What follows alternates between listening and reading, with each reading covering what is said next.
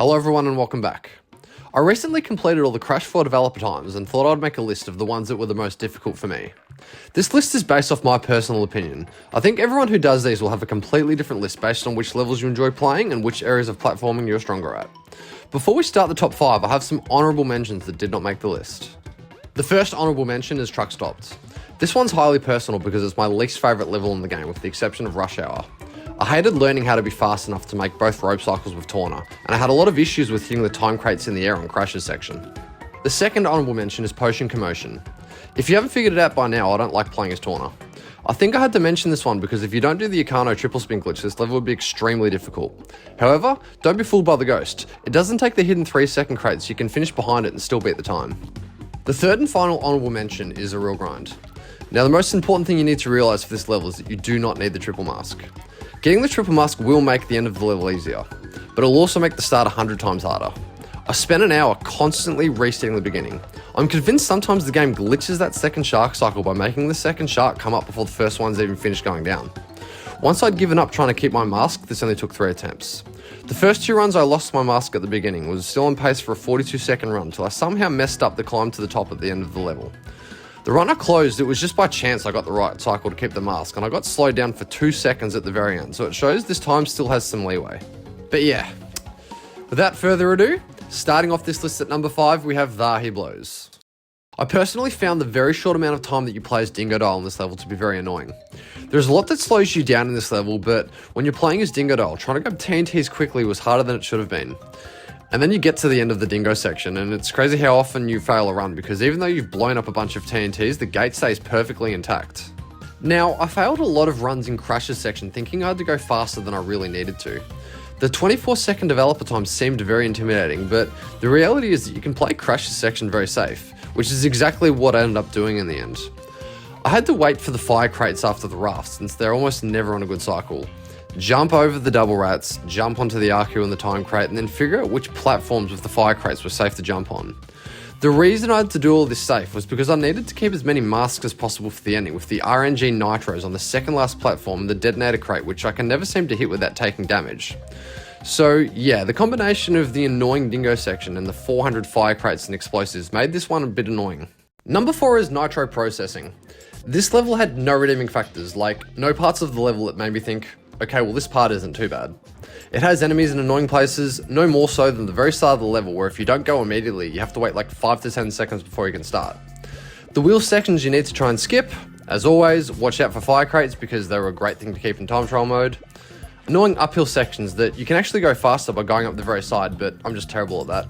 And of course, those spinning things that, to be honest, aren't too bad, but just another thing you need to be careful of so you don't lose a mask.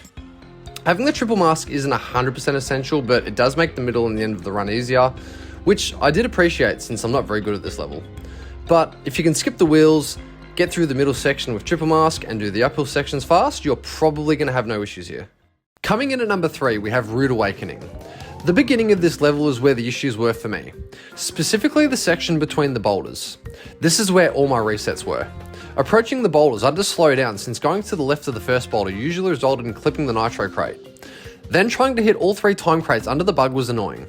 And once you do that, your reaction time will be tested as the bug will either take out the left time crate, the right one, both or none. And I had no way of knowing which.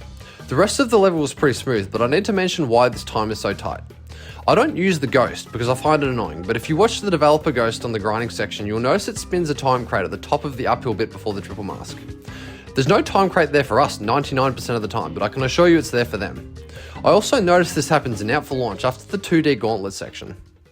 For the number 2 spot, I have Shipping Error. The Cortex section is pretty simple until you reach the UFO climbs. The first part isn't too bad so long as you get past the Nitros quick to beat the cycle on the 4 red stampers, but then the next important part is beating the cycle of the red stamper in the second room. Making this cycle makes the time so much easier and will give you some leeway on the final UFO climb. I would say the most annoying part of this level for me was those Gasmoxian enemies that shoot at you, mainly because you need masks to go faster in certain areas like the final UFO climb and the end of Cortex's section. Then in Crash's section, in the 2D gauntlet, if they don't hit you, they'll likely hit a nitro that takes away your mask anyway. I got lucky in my run and somehow made it through Crash's whole section of the level without taking a hit. Now this time may seem pretty tight, but it's really not. I somehow missed 3 seconds worth of time crates and played the end of the UFO climb pretty safe and still beat it. The Cortex section is the most important part of the run. As long as you beat both red Stamper cycles and get through the UFO climbs at a reasonable speed, you will likely beat the dev time.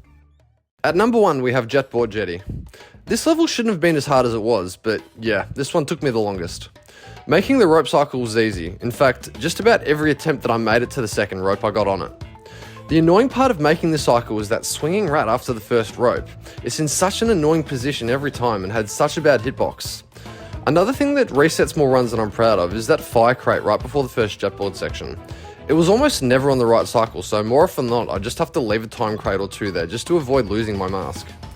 Now once you make it to triple mask, there's really only 2 shortcuts you need to learn that will almost guarantee dev time provided you make it to the end of the level. Which, to be honest, isn't too hard to do, but every now and again the eel likes to take away your mask, and also you can sometimes just catch a bad cycle with the cannonballs. The 2 shortcuts are jumping off the edge of that 1 second crate in the first raft section to detonate the TNT and still land on the iron platform. The second shortcut is the beginning of the second raft section, where you land on top of the iron crates and then blow away the nitros. In my run, I made so many mistakes on the raft section, which didn't really affect me that much since I was still on the same cycle, but my jetboard sections were very weak, so this time does still have some leeway. All things considered, I did enjoy this level and would likely come back to try again and do a better run. And that's my list of the hardest developer times in Crash 4. Leave a comment and let me know what you think of the list, and even share your own experience doing these dev relics. Stay tuned as my next video will be for the easiest dev times, as I thought this might be an important video for players who are a little bit reluctant to give the dev times a go. I think anyone who enjoys time trialing this game should. Honestly, if you can beat the platinum times, you can definitely beat the developer times. But more on that in the next video.